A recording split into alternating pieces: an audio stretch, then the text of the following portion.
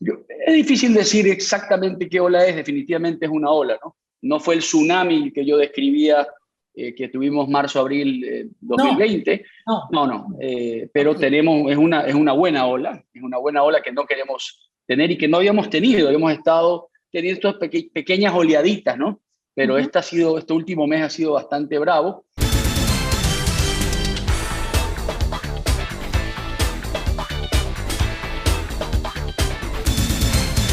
Estoy con el doctor Enrique Boloña, pues destacado clínico guayaquileño y ecuatoriano, y pues obviamente un referente en este tema del COVID-19. Doctor Boloña, cuénteme la situación del COVID actual. ¿Cómo está, Mariela? Muchas gracias por la invitación de nuevo. Situación crítica, ¿no? De diciembre realmente, desde la última semana de diciembre hasta hoy, hasta el día de hoy, hemos estado en la mayoría de clínicas privadas y hospitales públicos de Guayaquil, altísima capacidad, ¿no? Hablamos entre 90 y 100% todo el tiempo. Básicamente las camas evacúan y se llenan a la hora. Literalmente cumplir el tiempo de desinfección y tienes a alguien que está desesperado por esa cama. Eso es lo que hemos vivido en las últimas semanas. Esto ha sido de alto, nos preocupa mucho, ¿no? Nos preocupa mucho, les ha preocupado a las autoridades. Definitivamente la gente ha bajado la guardia, definitivamente la gente se ha confiado, se ha cansado, se ha fatigado de vivir con estas restricciones y estamos pagando las consecuencias de eso. ¿Es una segunda ola? ¿Es una tercera ola? ¿Una cuarta ola? ¿O no es ninguna ola? ¿Cómo lo ve usted, doctor? Es difícil decir exactamente qué ola es, definitivamente es una ola, ¿no? No fue el tsunami que yo describía que tuvimos marzo-abril No, 2020, no. no, no, pero Ok. es una buena ola, es una buena ola que no queremos tener y que no habíamos tenido, habíamos estado teniendo estas pequeñas oleaditas, ¿no? Pero Ujú. este último mes ha sido bastante bravo, saturando, como les digo, los sistemas de salud. No ves pues la gente muriendo en la calle, pero ves los hospitales comenzando a llenarse de gente, familiares llamando a pedir cama a diario. Te das cuenta más o menos por eso, la desesperación de la gente de conseguir una cama hospitalaria, conseguir suministros, oxígeno en casa, de la cantidad de pacientes que se están manejando en casa por la falta de camas hospitalarias. Doctor, ¿usted tiene que decir a veces que no a pacientes porque no se abastece? Ah, prácticamente a diario, es dolorosísimo. Es dolorosísimo cuando sabes que este paciente definitivamente requiere de atención hospitalaria y que no tienes ya cómo ayudarlo. Obviamente duele con todos los pacientes, pero duele especialmente cuando son pacientes más jóvenes, ¿no? Cuando son pacientes más jóvenes que tenían toda una vida por delante y que dices, quizás en casa no va a ser suficiente. Se están haciendo muchas terapéuticas en casa de manera un poco artesanal y un poco que no sería lo ideal porque no nos queda otra. Como médicos, como especialistas, usando medicamentos que generalmente son de uso hospitalario, pacientes con saturaciones más bajas de lo que normalmente nos sentimos cómodos, manejándose en casa ante la situación, ¿no? No queda otra. Claro. ¿Hay abuso de la gente en relación a oxígeno y a medicina como fue el año pasado? ¿La gente se está guardando oxígeno y medicina para revenderla de una forma delictiva? Me parece que sí. Yo no me ha tocado estar de ese lado de la vida, ¿no? Buscando, peleando por un fármaco por mis familiares, pero los pacientes te lo reportan, ¿no? Te lo dicen a diario. Doctor, me están ofreciendo una ampolla de X medicamento en tanto, cuando tú sabes cuánto cuesta y cuánto es el precio de venta al público y en cuánto se lo están vendiendo. O sea, ahí esa especulación está ocurriendo. No sé si con el oxígeno ocurre lo mismo, pero con fármacos, sí, tristemente ocurre mucho. Ese oportunismo de tanto dolor, a mí realmente es algo que me jala los pelos, ¿no? Por eso cuando yo veo a la gente que ahora te quiere vender las mascarillas a precio de Bahía, digo yo, te la están regalando prácticamente después de que las quisieron vender una N95 en los precios que querían vender, especulando, y ahora es que estoy perdiendo plata. Lo que pasa cuando especulas en un momento de una pandemia, en un momento de crisis, abusando del que más la necesitaba, ¿no? Claro. Entonces, en ese sentido, sí, hay que tener cuidado. Espero que las autoridades están atrás de eso. Entiendo que la Defensoría del Pueblo está atrás de esto, de ubicar las personas que están tratando de querer especular con fármacos que son de necesidad vital. ¿Pero hay suficiente oxígeno en el país?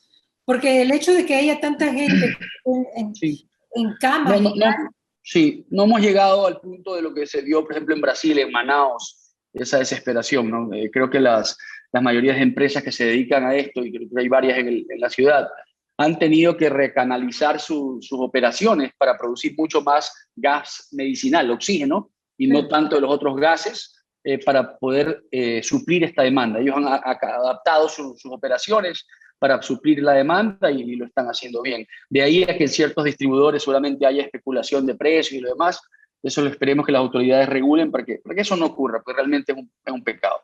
A pesar de que usted dice que de todas maneras, y siempre me lo ha comentado, de todo es tan empírico con el tema del COVID, usted ya tiene un vasto conocimiento por todo lo en lo que se ha visto involucrado durante todo este año. ¿Hay alguna pregunta que usted esté harto de contestar y decir, no, no tomen, no, no hagan, no, hasta cuando me preguntan, eso no hace nada, ya basta, dejen de preguntarme lo mismo? Usted es un doctor firme y contesta tal cual. Eh, no es que estoy cansado, estoy dispuesto a contestar las veces que sean, Sí, pero pues, sí me cuesta entender todavía que es un concepto difícil de aceptar para muchos. Por ejemplo, las pruebas diagnósticas. Es increíble que hasta el día de hoy todavía hay gente que me dice, estoy con fiebre desde ayer, me siento agripado y me hice este examen de sangre de los anticuerpos y está negativo. No tengo nada, ¿verdad? Hemos hablado de eso. ¿Cuántas veces usted me lo ha preguntado? Los anticuerpos te dan información de lo que ocurrió 3 o 4 semanas atrás. No te va a dar nada de información de lo que está ocurriendo en las últimas 48 horas. Esa es una de las que me puede jalar un poquito los pelos. La otra que es común también es la gente que al día de hoy te llama y te dice, Enrique, estoy con fiebre, un poquito de dolor de garganta, o estoy un poco congestionado y me duele el cuerpo, pero no creo que es COVID. A ver, ¿qué te hace pensar que esto no es COVID? Si me está describiendo perfectamente síntomas que podrían ser síntomas iniciales de COVID. Efectivamente puede ser una gripe común, pero ¿cómo no pensar y cómo no asumir en ese momento que estás con fiebre, malestar? Tengo que aislarme, tengo que ser responsable, no voy a visitar a mi abuelo, no voy a la oficina, me pongo mascarilla y me hago una prueba para saber si lo tengo, porque si lo tengo, tengo que dejar de diseminar esta enfermedad. Hay gente que hasta el día de hoy todavía dice, no, no, no, lo mío no es COVID, lo mío es una gripe común. No lo sabes, no te confíes. Asume que siempre que tengas un síntoma raro, eso puede ser COVID. Porque como hemos aprendido, COVID puede presentarse de tantas maneras, ¿no? Síntomas digestivos, síntomas respiratorios, síntomas de malestar general, con o sin fiebre, con o sin la pérdida del olfato. Es tan variable. Tienes que siempre asumir que puede ser COVID. claro. Ahora, ¿los asintomáticos siguen teniendo la misma cantidad? O sea, ¿sigue habiendo la misma cantidad de asintomáticos de lo que hablábamos cuando inició la pandemia con usted, doctor? Sí, sí, alrededor del 30% de los casos de COVID, obviamente depende mucho de la edad. Si cojo niños y adultos jóvenes puede ser hasta 70%, pero en adultos de más de 40 años y más, estos pacientes, alrededor de 20-30% son asintomáticos y debemos de acordarnos que aunque esos asintomáticos tienen menos capacidad de contagio, sí tienen capacidad de contagio. Eso es lo que ha hecho tan difícil de controlar esta pandemia. Como siempre repito, si te sientes mal, no sales y te quedas en casa. Pero cuando no lo sabes y no te sientes tan mal y sigues trabajando, es complicado bloquear la transmisión y apagar esto que sigue ocurriendo, la transmisión comunitaria. Ahora, la mayoría de los contagios ahora, como también, y esto ya está ratificado, y leí un estudio de Colombia, ya un estudio, no solamente una observación, esto es lo que cree el doctor Boloña, sino que ya hay estudios que demuestran lo que vengo repitiendo, que es los contagios ocurren en tu núcleo.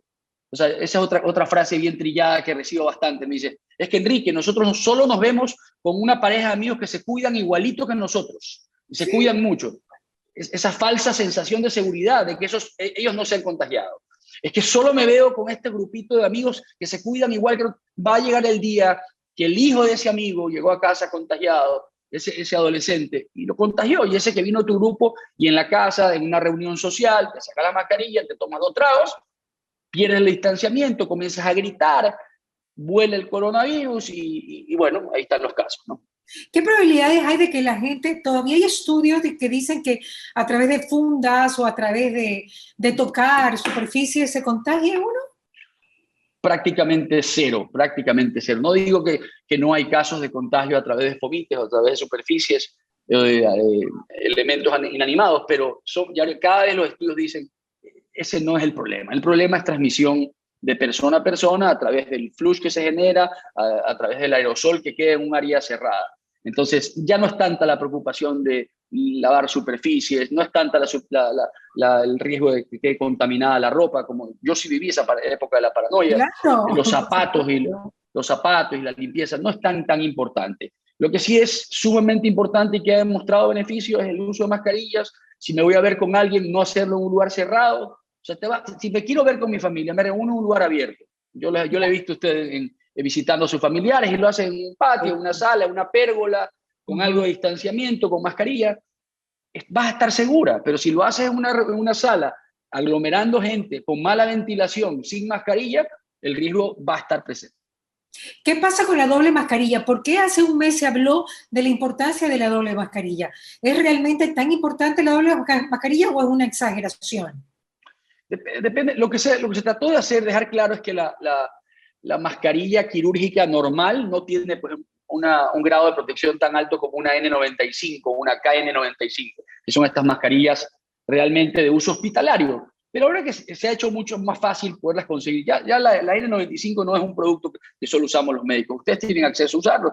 Entonces, si usas una N95, estás bien con eso. Si vas a usar una máscara quirúrgica normal, la de telita celestita o amarilla o rosada, que generalmente uno ve, ponte dos. Si vas a usar una de tela, combina una de tela con una quirúrgica, porque vas a tener un extra filtro de seguridad. Pero cuando estás usando una N95 o una KN95, que es lo mismo, sino que con estándar chino, es suficiente con una sola mascarilla. Yo a nivel hospitalario, yo ya estoy vacunado, pero como ya hemos hablado, la protección el cuidado debe continuar, y yo sigo usando mi misma mascarilla N95 de siempre, que no me ha fallado. No cambio, como en fútbol, el equipo que gana no se cambia. Entonces, Claro. he sido fiel a mi mascarilla y con una mascarilla estoy bien. ¿Doble vacunación, doctor, usted ya tiene? Yo tengo mis 2 dosis o sea, no usaría el término doble vacunación, tengo la dosis correcta, Verdad, la dosis verdad. completa, porque Johnson & Johnson con una es suficiente, las otras marcas, Pfizer-BioNTech y Moderna son 2, AstraZeneca son 2, entonces ese es un punto también importantísimo, que la otra vez puse un tweet y se convirtió en polémica, cuando nunca quise generar polémica. Lo que quería era dejar claro algo que me ha tocado ver, y ya ese número se ha duplicado, que es gente que recibe una dosis y luego siente que ya puede conquistar el mundo, que está protegido, se descuida y se contagia. Y dice, la vacuna no sirve. La vacuna, claro que sirve. No la dejaste funcionar. La vacuna no es inmediata. Yo no te estoy dando anticuerpos en el momento que te vacuno. Te estoy dando un estímulo para que tu cuerpo genere anticuerpos. Y esos anticuerpos te defiendan. Y eso toma tiempo. Por eso necesitas 2 vacunas. Recién una semana, 10 días de la segunda vacuna, alcanzas la efectividad máxima de la vacuna, que no es perfecta tampoco. Depende de la vacuna que te pongas, puede ser 80, puede ser 90, puede ser 95%. Pero los 2-3 días de recibir la vacuna, tienes el mismo grado de inmunidad de un no vacunado, prácticamente 0. Entonces, tienes que seguirte protegiendo. Y esos casos he visto, me he cansado de verlos, y no todos han sido leves. Ya ahorita ya he tenido un par de pacientes que han acabado hospitalizados. Entonces, y no es que la vacuna no funciona, es que te infectaste prácticamente sin vacuna. Yo he sabido de médicos vacunados que han fallecido, doctor. ¿Cómo puede pasar eso? No he sabido de eso.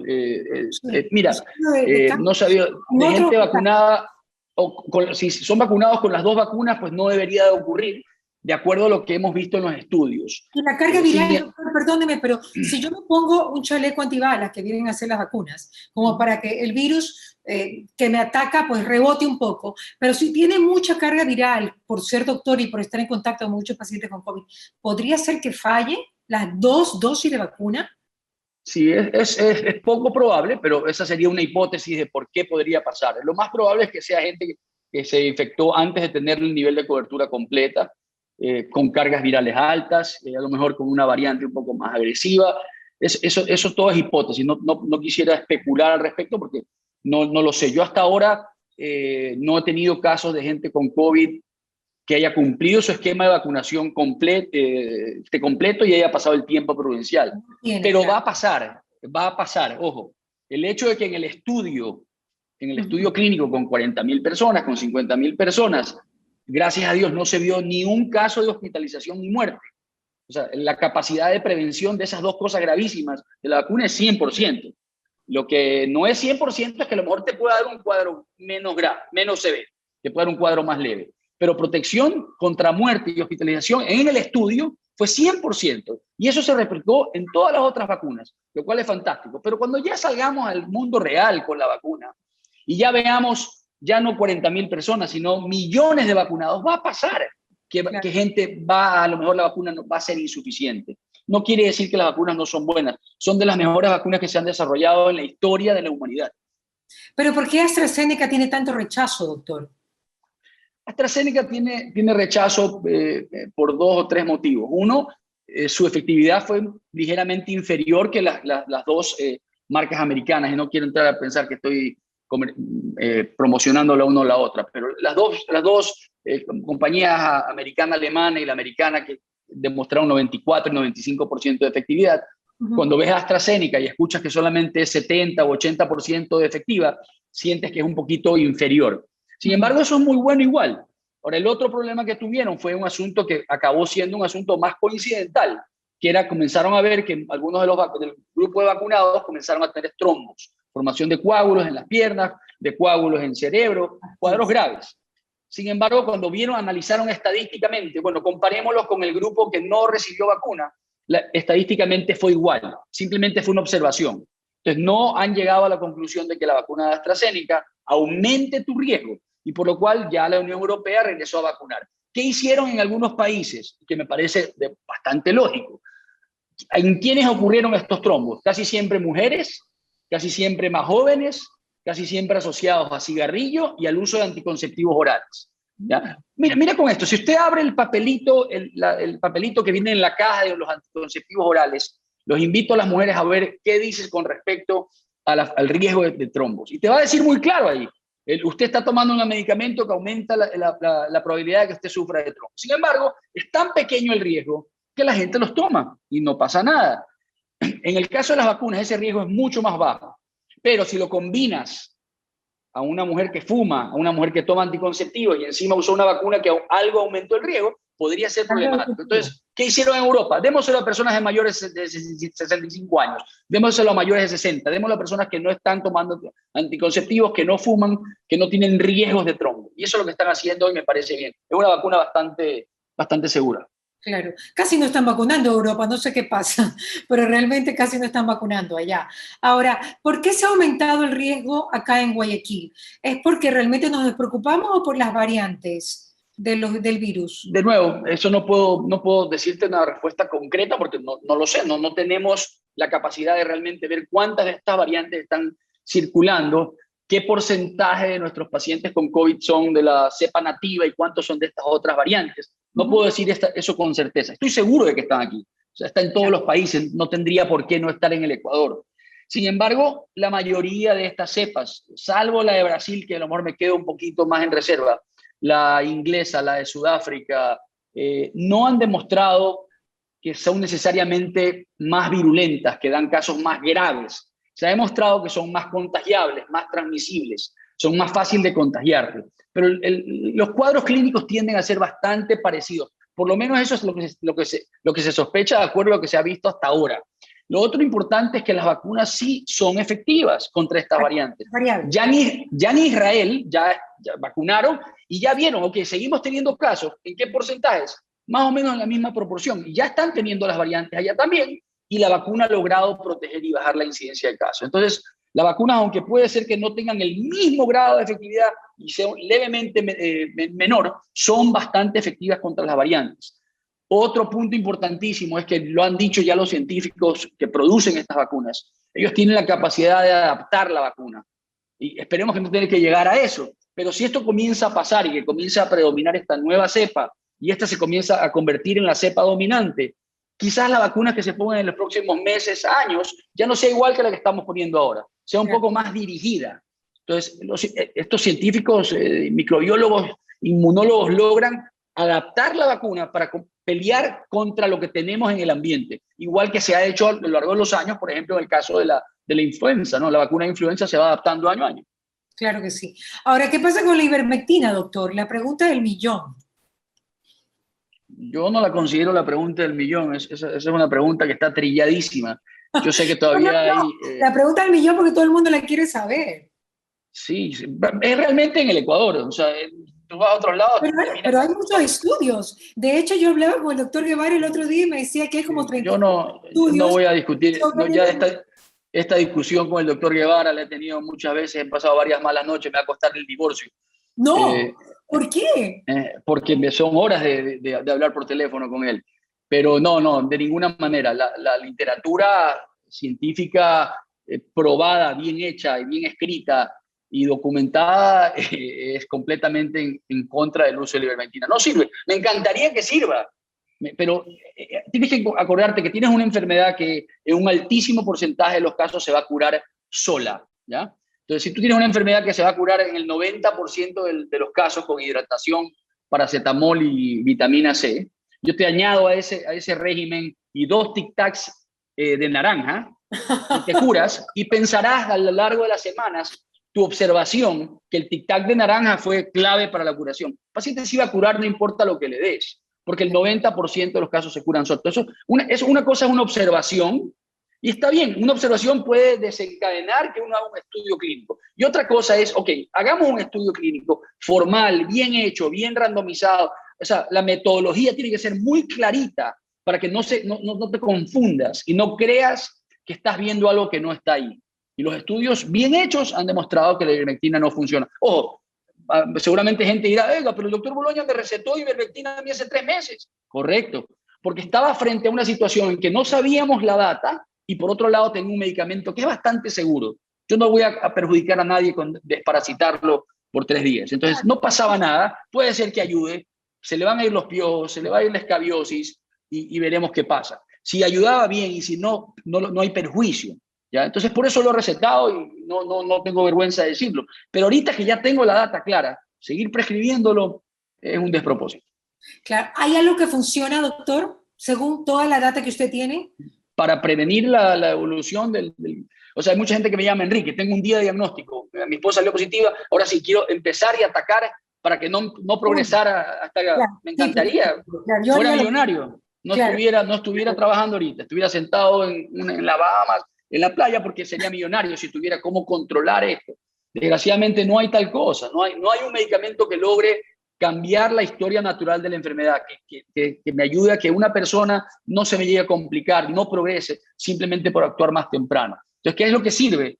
Actuar temprano en el sentido de monitoreo, de ver cómo está la saturación, de ocultar al paciente, de tener imágenes, de tener exámenes de laboratorio para ver cómo van estos marcadores de inflamación, porque esta es una enfermedad de tratamientos por etapas. Y si entro en una etapa de inflamación, ahí funcionan estos medicamentos. Si doy estos medicamentos muy temprano, a lo mejor le hago un perjuicio al paciente. Y también estamos viendo mucho eso, ¿no? Mucha automedicación, mucha gente que repite la receta que le dieron a su hermano o a su cuñado, pero que no necesariamente es lo que necesitas tú en esta etapa de la enfermedad. Pero puedo bajar la carga viral el día 1 o el día 2 de alguna manera. O sea, si el virus vino con todo, yo digo, ¿qué le doy para bajar? De repente, pues me Sí. meto humo por las fosas nasales, no sé, algo, doctor, no sé, guanchaca, algo, para bajar la No, carga. desgraciadamente no hemos logrado No, encontrar nada. No hemos encontrado nada que haya demostrado me encantaría.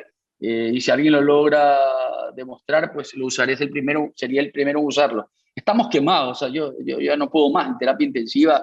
O sea, esto te consume. Puede ser que no sea mi familiar, puede ser que no sea mi amigo ni mi hermano. Pero yo cuando estás atendiendo a un paciente en terapia intensiva, tú sabes que ese señor que está ahí es el papá de alguien, es el abuelo de alguien, el esposo de 40 años de alguien. O sea, es doloroso ver esto. Ya estamos cansados de tener pacientes en terapia intensiva. Si yo tuviera una forma de evitar, yo tengo suficientes otros pacientes de otras enfermedades como para seguir teniendo COVID. O sea, yo voy a estar ocupado porque la gente se va a seguir infartando y la gente va a tener sepsis y neumonías y infecciones urinarias y va a acabar en terapia intensiva. Nosotros, los intensivistas, vamos a estar ocupados con otras patologías. Ya no queremos más COVID. Necesitamos que la gente ponga de su parte, que lleguen las vacunas, que logremos vacunar efectivamente, que logremos vacunar y en rápidamente. poco tiempo, claro, pues si la trazabilidad, eso va a Si ser no un nos cuento sirve de nunca nada. acabar. Así es. Va a ser un cuento de nunca acabar. Doctor, lo más difícil que le ha tocado en estos últimos días. Siempre son es que esto tristemente es a diario, ¿no? En general son los pacientes más jóvenes, son lo que más lo que más te afecta. Cuando tienes un paciente que es más joven que tú, entonces, caramba, este es 10 años menor que yo y está en un estado, ¿por qué le jugó a él el número? ¿No? Esa incertidumbre todavía, esa incertidumbre es lo que más miedo da. Regresas a casa todavía con pensamientos de qué pasaría si yo me infecto, qué le va a pasar con mi familia.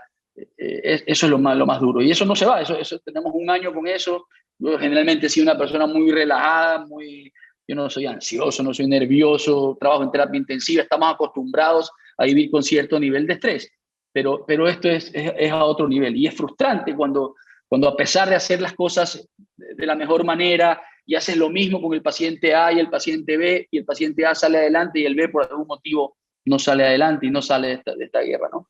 Pero es que no se sabe. Ya para finalizar, doctor, acabo de hablar con una persona, de entrevistarlo, que me decía que un tío de él de 61 años, con una vida súper saludable, de repente le dio un trombo y murió. Sí, ¿Cómo? así es. Esta enfermedad es ¿Qué pasa con los trombos? O sea, ¿por sí, qué aparecen? y sabes lo más difícil de eso. Bueno, el COVID afecta a tu sistema vascular y genera inflamación del endotelio, que es lo que está dentro del vaso sanguíneo, la pielcita que está dentro de los vasos sanguíneos, y eso genera que sea más fácil que se formen trombos, pero también a veces los hace más frágiles y también se rompen los vasos sanguíneos y sangras. Entonces es un problema tremendo, porque si no le das un anticoagulante, te corres el riesgo que tenga un trombo, pero también he tenido varios pacientes que han fallecido por sangrados espontáneos. Entonces se rompió un aneurisma en el cerebro y el paciente falleció del sangrado. Entonces ese paciente, la anticoagulación no le hizo un bien, le hizo un perjuicio. Entonces tan delicado. Inclusive eso es otra de las cosas que la gente abusa de manera ambulatoria. Las guías, y por ejemplo hay cosas que usted me dice si esto todavía es muy empírico. Correcto, hay muchas cosas que todavía son empíricas, pero hay muchas cosas que están ya súper probadas, súper estudiadas, y que hay guías de las entidades y agencias médicas de terapia intensiva, de infectología, del NIH en Estados Unidos, del CDC, que te dicen, esto es lo que sabemos hasta el día de hoy y esto es lo que se debe hacer. Y por ejemplo, un paciente ambulatorio, un paciente que está en casa, un cuadro de COVID, no tendría por qué estar anticoagulado, no hay beneficio. Sin embargo, hay gente que sí los anticoagula y después acabas con las complicaciones del sangrados, producto de este medicamento que ese paciente no necesitaba. Entonces, sí debemos de un poquito de regular eso también, regirnos, ver lo que dicen los expertos, ver qué está publicado, no simplemente jugar con tu receta personal, ¿no? Y si yo quisiera, pues, decirle algo a la población que me está escuchando, a los radioescuchas, para evitar trombos, ¿hay alguna forma de evitar trombos cuando ya tienes COVID? Deambular, levantarte, moverte, porque esos trombos se forman en las venas generalmente profundas de las piernas por el sedentarismo, por estar acostado en una cama sin moverte. Hay una cosa que se llama días. O sea, 15 días que el paciente cree que no se puede mover y esa produce mal flujo a nivel venoso, la sangre se comienza a coagular. Entonces, yo siempre les digo, muévete, levántate, se va a bajar, es que se me baja la saturación, sí, no pasa nada. Así no puedes, si estés muy cansado. Así estés en cama, moviendo las piernas, moviendo flapping los pies, así como hacen en los aviones, para evitar la formación de trombos y mediante la activación de tu sistema venoso. Me encantan estas recomendaciones. Usted no sabe, doctor, este es un tip fantástico para todos los que nos están escuchando. Como siempre, un gustazo, doctor Enrique Boloña, por estar con nosotros. Un abrazo y espero verlo pronto. El gusto es mío. Muchas gracias.